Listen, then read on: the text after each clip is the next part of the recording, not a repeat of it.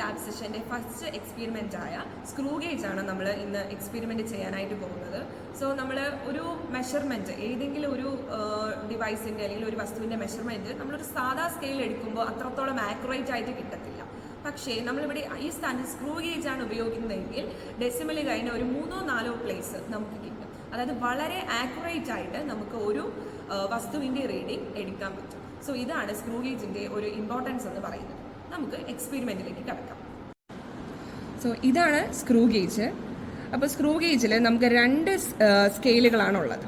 So ഇവിടെ നിങ്ങൾക്ക് കാണാൻ പറ്റും, ഇതാണ് ഹെഡ് സ്കെയിൽ റീഡിംഗ്. ഇതുപോലെ സർക്കുലർ ഷേപ്പിൽ ഇരിക്കുന്നതാണ് head scale. Head scale reading ആണ് നമ്മളിവിടെ നിന്ന് കിട്ടുന്നത്.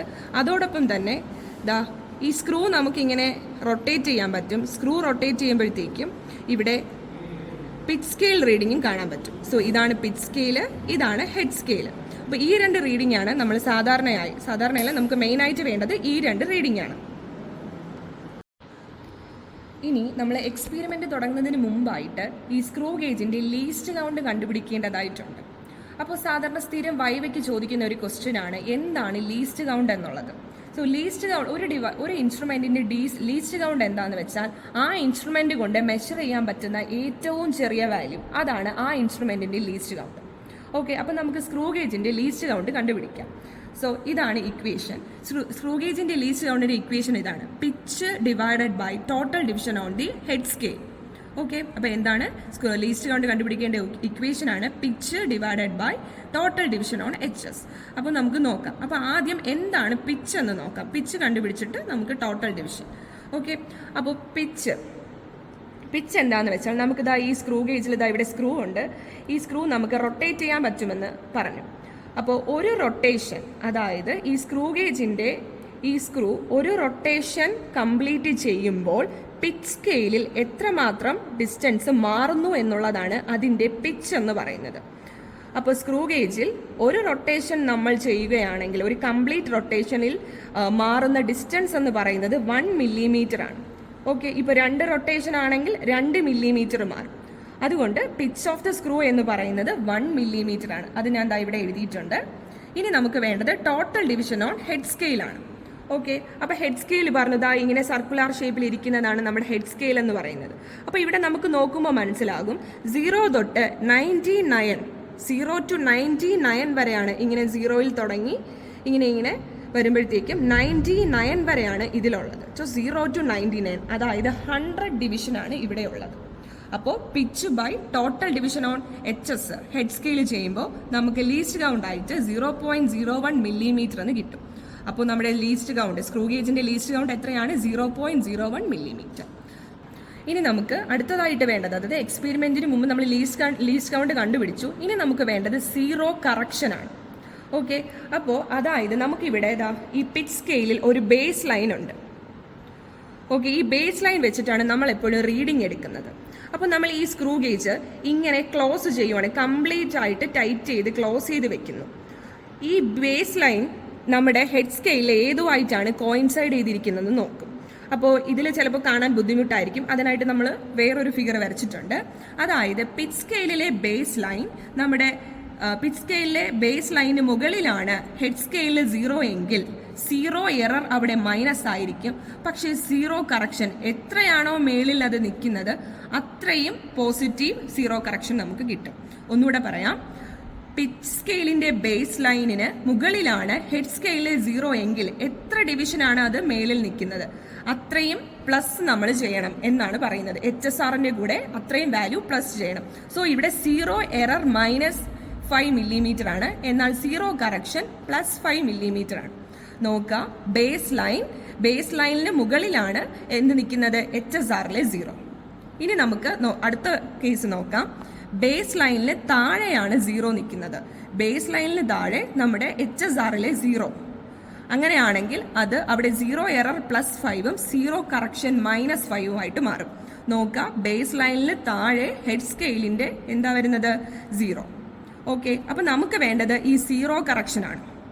അപ്പോൾ ഈ സ്ക്രൂ ഗേജിൽ നമുക്ക് 0 കറക്ഷൻ, അതായത് ബേസ് ലൈനിന് മുകളിലാണ് 0 നിൽക്കുന്നത്, 3 ഡിവിഷൻ മുകളിലാണ് നിൽക്കുന്നത്. അപ്പോൾ ഇവിടെ 0 കറക്ഷൻ Z = +3 വരും, +3 മില്ലിമീറ്റർ.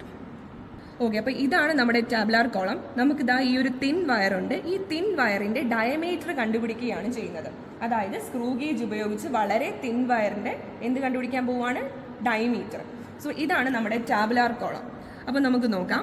ആദ്യം നമ്മൾ ഫസ്റ്റ് കോളം ട്രയൽ നമ്പർ, ഇത് PSR means pitch scale reading, അത് നമ്മൾ X എന്ന് ഡിനോട്ട് ചെയ്യുവാണ്. അടുത്ത കോളം വരുന്നത് HSR ആണ്, ഹെഡ് സ്കെയിൽ റീഡിംഗ്. ഇനി അടുത്തതെന്ന് പറയുന്നത് കറക്റ്റഡ് HSR ആണ്. കറക്റ്റഡ് HSR, അതായത് HSRന്റെ കൂടെ നമ്മുടെ സീറോ കറക്ഷൻ, പ്ലസ് ആണെങ്കിൽ പ്ലസ് ചെയ്യുക, മൈനസ് ആണെങ്കിൽ മൈനസ് ചെയ്യുക, അതാണ് കറക്റ്റഡ് HSR എന്ന് പറയുന്നത്. ഇനി അടുത്തത് കറക്റ്റഡ് HSR ഇൻറ്റു LC. നമുക്കിവിടെ LC 0.01 മില്ലിമീറ്റർ ഉണ്ട്. നമുക്കിവിടെ കറക്റ്റഡ് HSR കിട്ടും.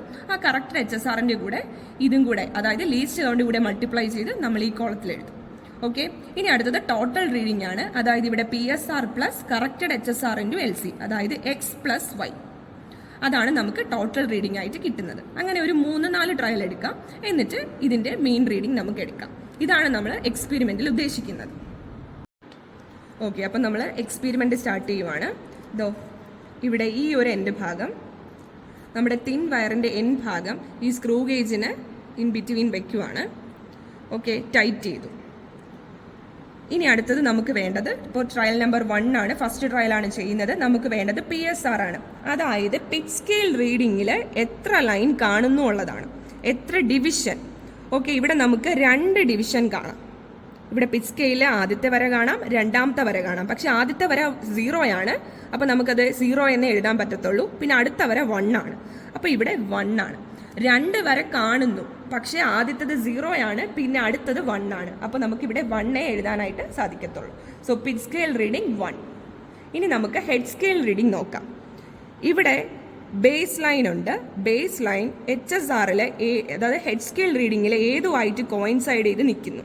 സോ ഇവിടെ ബേസ് ലൈൻ കോയിൻസൈഡ് ചെയ്ത് നിൽക്കുന്നത് ഏകദേശം 90 വാല്യൂവിനാണ്. നിങ്ങൾക്ക് കാണുമ്പോൾ മനസ്സിലാവും 90. ബേസ് ലൈനും ഇവിടെ HSRലെ ബേസ് ലൈൻ, നമ്മുടെ പിച്ച് സ്കെയിലിലെ ബേസ് ലൈനും നമ്മുടെ ഹെഡ് സ്കെയിൽ റീഡിംഗ്, പിച്ച് സ്കെയിലിലെ ബേസ് ലൈൻ ഹെഡ് സ്കെയിലുമായിട്ട് കോയിൻസൈഡ് ചെയ്യുന്ന റീഡിംഗ് 90 ആണ്. സോ നമുക്കിവിടെ 90 എന്ന് എഴുതാം. ഇനി അടുത്തത് കറക്റ്റഡ് HSR ആണ്. അതായത് 90 പ്ലസ് ഓർ മൈനസ്, അതായത് HSR plus or minus Z. ഇവിടെ നമുക്ക് പ്ലസ് ആണ്, സോ 93 വരും. ഇനി കറക്റ്റഡ് HSR ഇൻറ്റു LC, അതായത് 93 ഇൻറ്റു 0.01, അതായത് 0.93. ഓക്കെ, ഇനി നമുക്ക് ടോട്ടൽ റീഡിംഗ്, അതായത് X പ്ലസ് Y ആണ് 1.93. ഇതാണ് നമുക്ക് ടോട്ടൽ റീഡിംഗ് ആയിട്ട് കിട്ടുന്നത്. ഇനി അടുത്ത സെക്കൻഡ്, അതായത് രണ്ടാമത്തെ, ഫസ്റ്റ് ട്രയൽ കഴിഞ്ഞു. ഇനി നമ്മൾ ഒന്നും കൂടെ അടുത്ത ട്രയൽ എടുക്കുവാണ്. സോ നമ്മൾ എന്ത് ചെയ്തു? നമ്മുടെ തിൻ വയറിന്റെ പൊസിഷൻ മാറ്റി പ്ലേസ് ചെയ്തു. അതായത് നമ്മൾ നേരത്തെ എൻഡിലായിരുന്നു, ഇപ്പോൾ ഞാനൊരു മിഡിൽ ഭാഗത്ത് കൊണ്ട് വെച്ചിരിക്കുവാണ്. എന്നിട്ട് സെയിം എക്സ്പെരിമെന്റ്, അതേ പ്രൊസീജിയർ തന്നെ റിപ്പീറ്റ് ചെയ്യുവാണ്. സോ നമുക്ക് ആദ്യം പിച്ച് സ്കെയിൽ റീഡിംഗ് ആണ് വേണ്ടത്. പിച്ച് സ്കെയിൽ റീഡിംഗിൽ ഇതാ നമുക്ക് 2 ലൈൻസ് കാണാൻ പറ്റും. പക്ഷെ നമുക്ക് ആദ്യത്തത് 0 ആണ്, രണ്ടാമത്തതാണ് 1. സോ നമുക്ക് 1 എന്ന് തന്നെ എഴുതാം. ഓക്കെ, അത് കഴിഞ്ഞിട്ട് ഹെഡ് സ്കെയിൽ റീഡിംഗ് ആണ് വരേണ്ടത്. ബേസ് ലൈൻ ഏതുമായിട്ട് കോയിൻസൈഡ് ചെയ്യുന്നിരിക്കുവാണ്. സോ ഇവിടെ നമുക്ക് കാണാം 95ലാണ് ഇരിക്കുന്നത്. നേരത്തെ 90 ആയിരുന്നു, ഇപ്പം നമുക്കൊരു 95ലാണ് നമുക്കിരിക്കുന്നത്. സോ 95. ഇനി നമുക്ക് HSR കറക്റ്റ് ചെയ്യണം. അപ്പോൾ 95 പ്ലസ് 3 വരും. സോ 98 വരും. ഇനി അത് LCയുമായിട്ട് മൾട്ടിപ്ലൈ ചെയ്യുമ്പോൾ നമുക്ക് 0.98 എന്ന് വരും. നമ്മൾ ടോട്ടൽ റീഡിംഗ്, അതായത് X പ്ലസ് Y, അത് 1.98 എന്ന് വരും. ഓക്കെ, അപ്പോൾ നമ്മൾ 2 ട്രയൽ ചെയ്തു. അപ്പോൾ മൂന്നാമത്തെ ട്രയലും ഇതേപോലെ തന്നെ നമ്മൾ ഈ പ്രൊസീജിയർ റിപ്പീറ്റ് ചെയ്യുക. സോ നമുക്ക് ഇങ്ങനെ ഒരു റീഡിംഗ് കിട്ടും. ഏകദേശം എല്ലാം വളരെ അടുത്തുള്ള വാല്യൂസ് തന്നെ ആയിരിക്കും. ഇനി നമുക്ക് വേണ്ടത് മീൻ ഡയമീറ്റർ ഓഫ് ദി വയർ ആണ്. സോ നമുക്ക് ഇവിടെ 3 റീഡിംഗ് ഉണ്ട്. സോ ഈ 3ന്റെയും കൂടെ ടോട്ടൽ എടുത്തിട്ട് ടോട്ടൽ അത് എത്ര ട്രയൽ ഉണ്ടോ അത് കൊണ്ട് ഡിവൈഡ് ചെയ്താൽ നമുക്ക് മീൻ ഡയമീറ്റർ കിട്ടും. സോ നമുക്കിവിടെ 1.93 plus 1.98 plus 1.95 the whole divided by 3. നമുക്ക് 3 ട്രയലാണുള്ളത്.